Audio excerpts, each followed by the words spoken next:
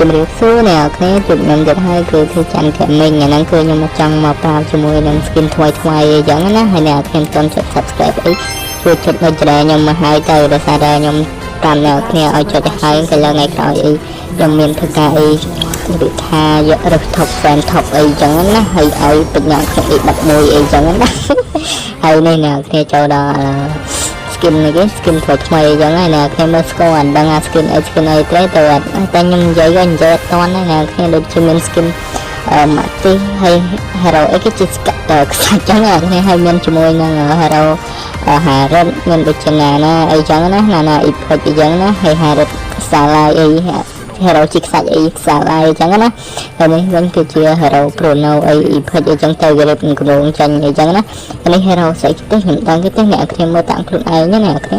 ហើយនេះគឺជា skin អ៊ីផុចលក្ខណៈមួយជើង skin អ៊ីផុចនិង skin សាឡាយចឹងទៅហើយនេះជា skin ប្រភេទពួក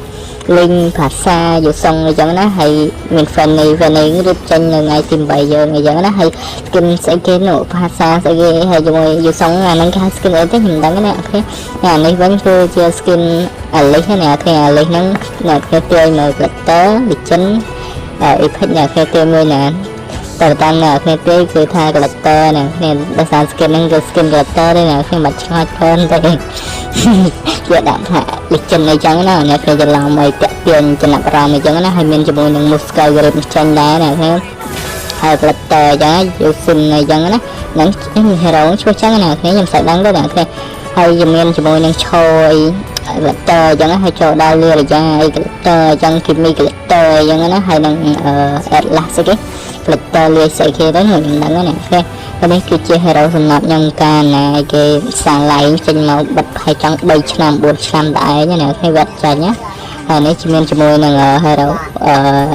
សាធារណៈគ្នាគេរៀបចេញជាមួយនឹង skin សាឡៃថ្មីអញ្ចឹងណាហើយមានជាមួយនឹង atlas